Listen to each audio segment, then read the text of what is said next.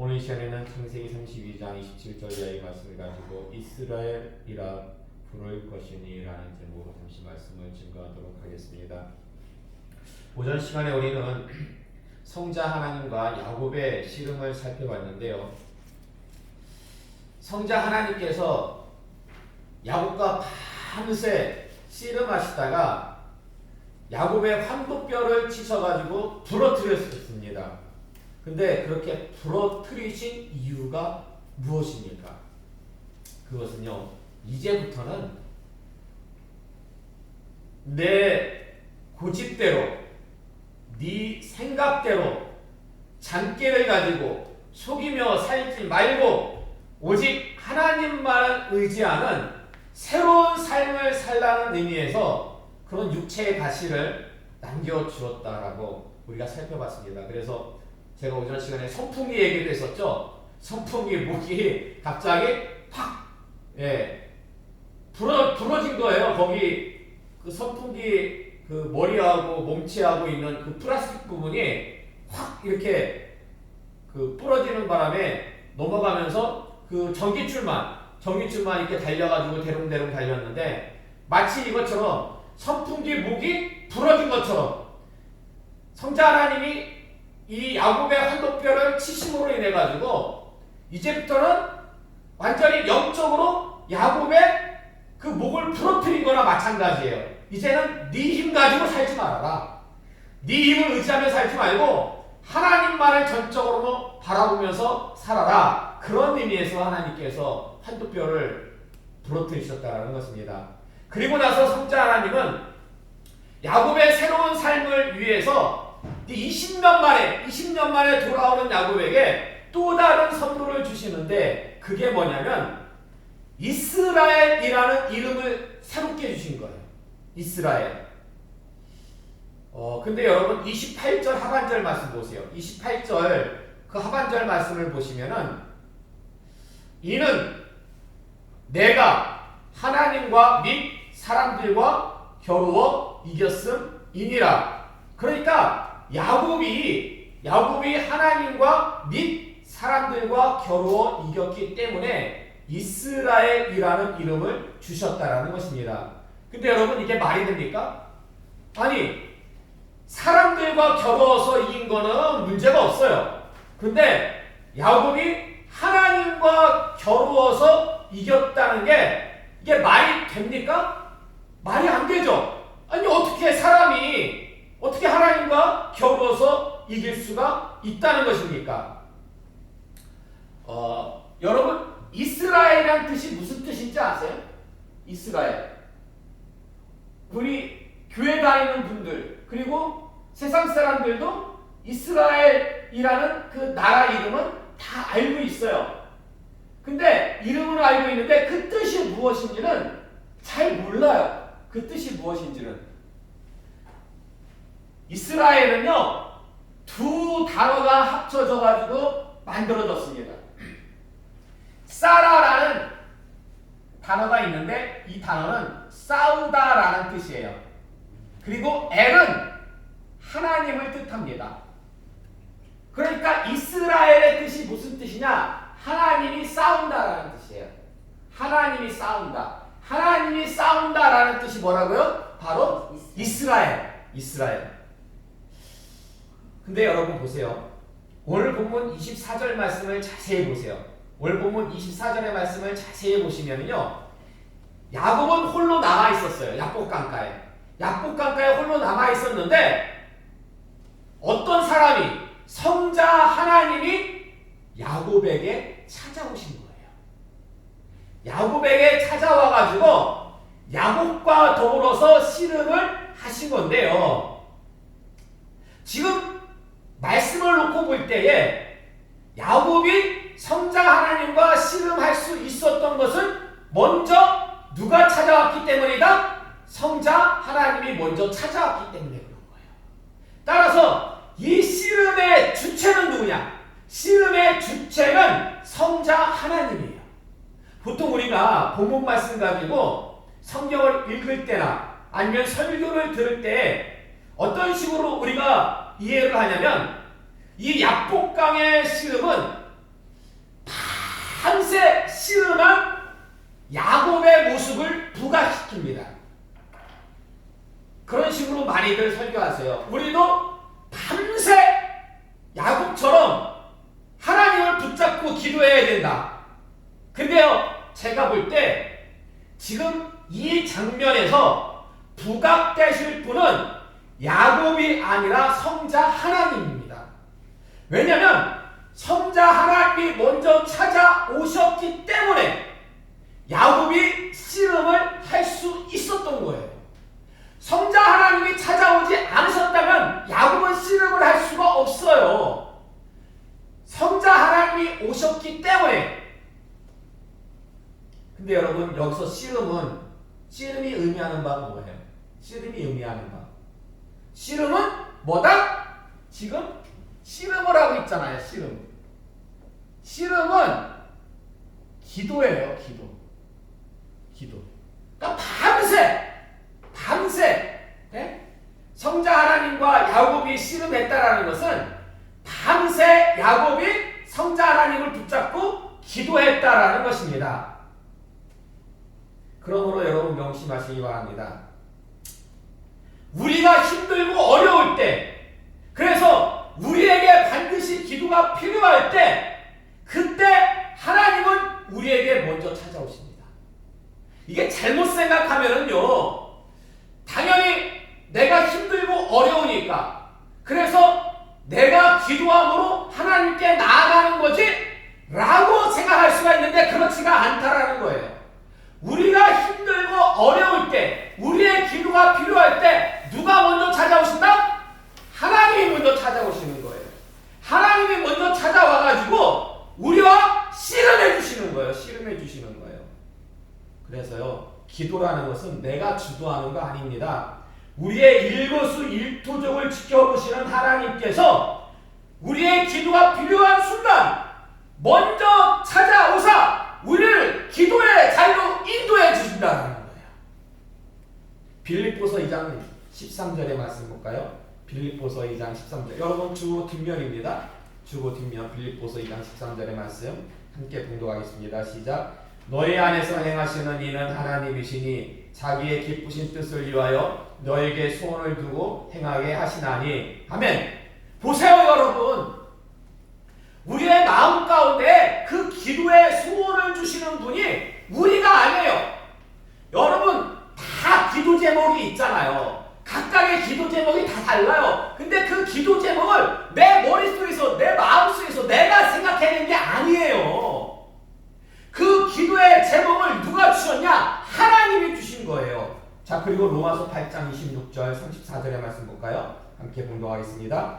이와 같이 성령도 우리의 연약함을 도우시나니 우리는 마땅히 기도할 바를 알지 못하나 오직 성령이 말할 수 없는 탄식으로 우리를 위하여 친히 간구하시느니라. 누가 정죄하리요? 죽으실 뿐 아니라 다시 살아나신 이는 그리스도 예수시니 그는 하나님 우편에 계신 자요 우리를 위하여 간구하시는 자신이라. 아멘. 자, 보세요. 하나님은 우리 마음 가운데 기도의 소원, 기도의 제목만을 주실 것이 아니라 그 기도의 소원, 기도의 제목을 주시고 더불어 함께 우리를 위해서 기도해 주신다는 거예요. 우리를 위해서 중보기도해 주신다는 거예요. 자, 그리고 마지막 시편 37편 4절의 말씀 볼까요? 시편 37편 4절의 말씀입니다. 또 여호와를 기뻐하라. 그가 내 마음의 소원을 내게 이루어 주시리로다. 아멘. 그러니까 우리의 소원을 이루어 주시는 분이 누구다? 하나님이야, 하나님. 그러므로 하나님이 다 하시는 거예요. 우리 마음 가운데 기도의 제목도 넣어주시죠. 우리를 위해서 중보 기도도 해주시죠. 그리고 그 기도의 소원을 하나님께서 이루어 주신다라는 것입니다. 결국 하나님이요 밥상 다 차리셨어요. 우리가 좀 아까 밥 먹었잖아요. 중식 먹었잖아요. 예. 근데 영적인 음식, 예? 영의 음식, 영의 밥상은 누가 차리신다? 하나님이 다. 그럼 우리는 뭐 하면 돼? 우리는 기도. 우리는 먹기만 하면 되는 거예요. 우리는 먹기만 하면 돼. 근데요, 뭐가 문제냐? 하나님이 다 차리셨잖아요. 기도에 제목도 주시고 중보 기도해 주시고 기도하면은 그것도 다 이루어 주시는데 문제가 뭐냐면은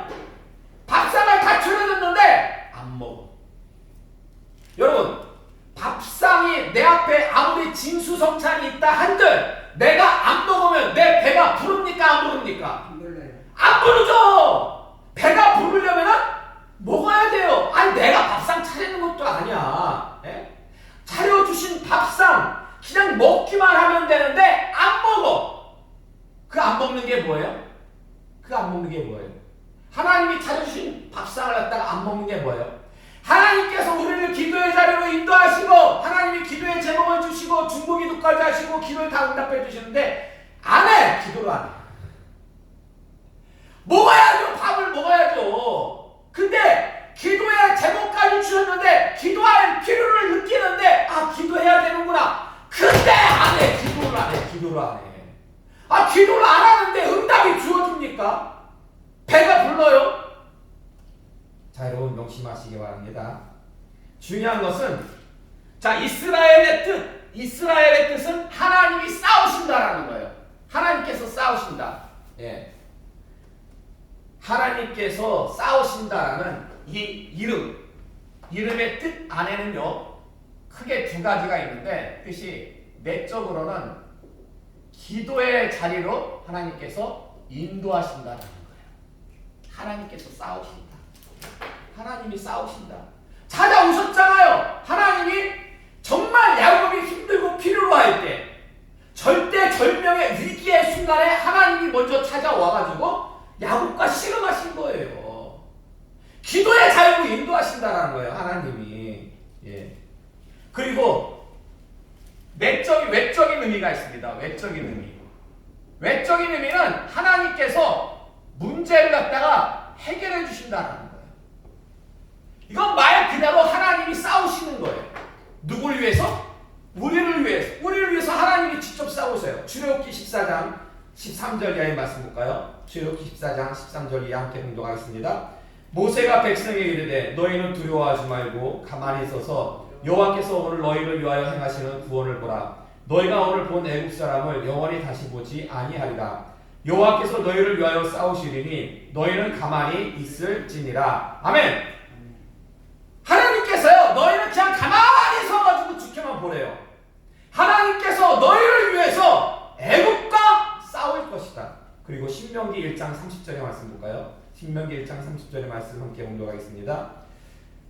너희보다 먼저 가시는 너희 하나님 여호와께서 애굽에서 너희를 위하여 너희 목전에서 모든 일을 행하신 것 같이 이제도 너희를 위하여 싸우실 것이며 아멘. 출애굽한 이스라엘 백성들이요 가나안 땅에 정탐꾼을 보낼 때 정탐꾼보다 앞서 싸우시는 분이 누구다? 바로 하나님이시라는 거예요. 또 여호수아 10장 14절의 말씀 볼까요? 여호수아 10장 14절의 말씀 함께 공부하겠습니다. 여호와께서 사람의 목소리를 들으신 이 같은 날은 전에도 없었고 후에도 없었나니 이는 여호와께서 이스라엘을 위하여 싸우셨음이니라. 아멘. 출애굽한 이스라엘 백성들이 가나안을 정복할 때에 여호수아가 기도합니다. 태양아 멈춰라, 달아 멈춰라. 기도하니까요 태양과 달이 조늘도록 서 있었는데 말씀하니까 이때도 이스라엘을 위해서 싸우신 분은 누구다?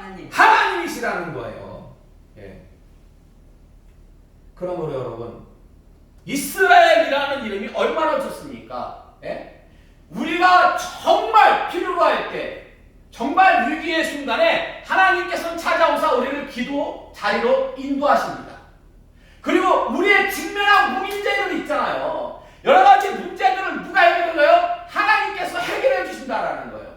이게 하나님께서 싸우신다. 이스라엘이라는 이름의 뜻 안에 들어있다니까요. 그러니까 정말 좋은 이름이에요. 좋은 이름. 근데요.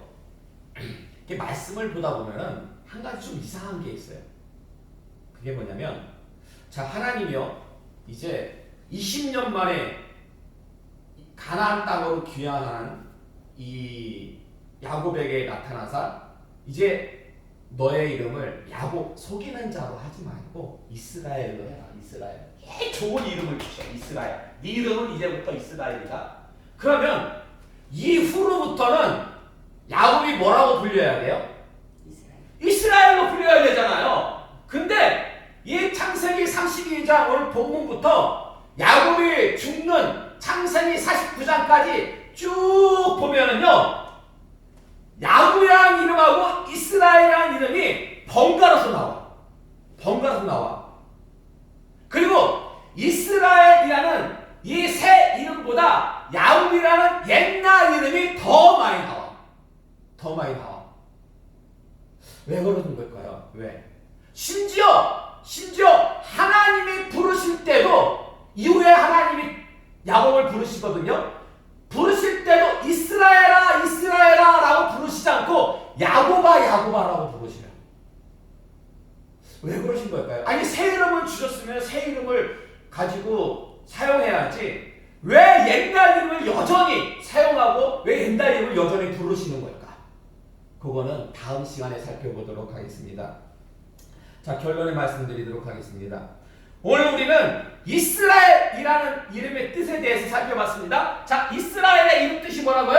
하나님이 싸우신다. 그렇죠. 하나님이 싸우신다. 그 안에 들어있는 그 속뜻은 기도의 자유로 인도하신다는 거고요. 모든 문제를 하나님이 다 해결해 주신다라는 거예요. 근데요, 호세아서 13장 9절의 말씀 볼까요? 호세아서 13장 9절 함께 공부하겠습니다. 이스라엘아 내가 패망하였나니 이는 너를 도와주는 나를 대적함이니라. 아멘. 이스라엘이 왜 망했냐? 지금 호세아 선지자가 고백하기를 하나님을 대적했기 때문에 그래요. 그러므로 여러분 정말 중요한 게 뭐냐면 이름은 정말 좋잖아요. 이름의 뜻이 하나님이 나를 위해서 대신 싸우고 어려울 때마다 나를 하나님께서 기도의 자리로 인도하신다라는데 이 이름은 정말 세상에서 제일 좋은 이름인 것 같아요. 제가 볼 때 세상에서 제일 좋은 이름인데 중요한 것은요, 이 이름보다 더 중요한 것은 이름값을 하는 거예요. 아무리 좋은 이름을 가졌다 한들 이름값을 하지 못하면 패망하고 말아요. 예. 지금 이스라엘 백성들이요, 하나님이 야곱으로부터 받은 그 이스라엘이라는 이름을 소유했지만 그러나 이름값을 하지 못했어요. 오히려 하나님을 대적했어요. 그럴 때 주어진 것은 은총이 아니에요. 은총이 아니라 패망이었다는 것입니다. 그러므로 여러분 명심하시기 바랍니다. 우리는요 이스라엘이에요. 영적으로 이스라엘은 누구냐? 예수님을 구주로 영접한 자들이 다 이스라엘이에요. 여러분도 이스라엘이고 저도 이스라엘. 이스라엘이라니 우리에게 주어졌습니다. 그리고 이제 우리는 이스라엘이라는 이름에 대해서 정확히 알게 됐어요. 사실 여러분 제가 이거 간단히 설명드렸지만요, 이 설명의 이 결과가 나오기까지 제가 엄청 고생했어요. 왜냐하면 이스라엘이란 이름의 뜻에 대해서 이런 뜻이 있음에 대해서 어디 자세히 설명하는 데가 없어요. 여기저기 책을 보고 조사를 하고 그래서 이렇게 쉽게 이스라엘이라는 이름과 그 뜻에 대해서 설명해 주는 사람은 없어요. 제가 볼 때 이걸 제대로 아는 거는요, 한국 교회에서 거의 상위 5% 안에, 아니 3% 안에 드는 아주 이거는 놀라운 지식이에요. 근데 중요한 건 뭐냐면 안다고 중요한 게 아니에요. 이름보다 더 중요한 게 뭐라고요? 이름값을 하는 거. 이름값. 아는 것에만 그치는 것이 아니라 정말 알았으면은 순종해야 됩니다. 하나님께서 우리를 기도의 자리로 인도하실 때 우리가 어떻게 해야 돼요? 기도해야죠. 기도해야죠. 걱정만 한들 무슨 소용이 있습니까? 생각만 한들 무슨 소용이 있습니까? 하나님이 다 아셔요. 아셔가지고 내 마음 가운데 그 기도의 제목, 마음의 소원을 갖다가 그 생각을 갖다가 불러일으키신 분이 하나님이에요. 기도하라고, 기도하라고. 그냥 생각만 하고 있지 말라고. 그럼 기도해야죠. 기도해야죠. 기도할 때 하나님께서 문제를 갖다가 해결해 주신다라는 것입니다. 그래서 이 시간 나오신 여러분은요, 이제 여러분이 이스라엘이 되었습니다. 이스라엘이 되었기 때문에 여러분 기도하십니다. 하나님 하나님께서 기도의 자리로 인도하실 때 기도하시고 하나님께 다 내어맡기고 오직 그분에게 순종하시기 바랍니다. 그럼 모든 문제가 다 해결될 줄로 믿습니다. 이런 귀하고 복된 인생과 가정 그리고 교회와 사업장 되시기를 주님의 이름으로 축원합니다. 아멘.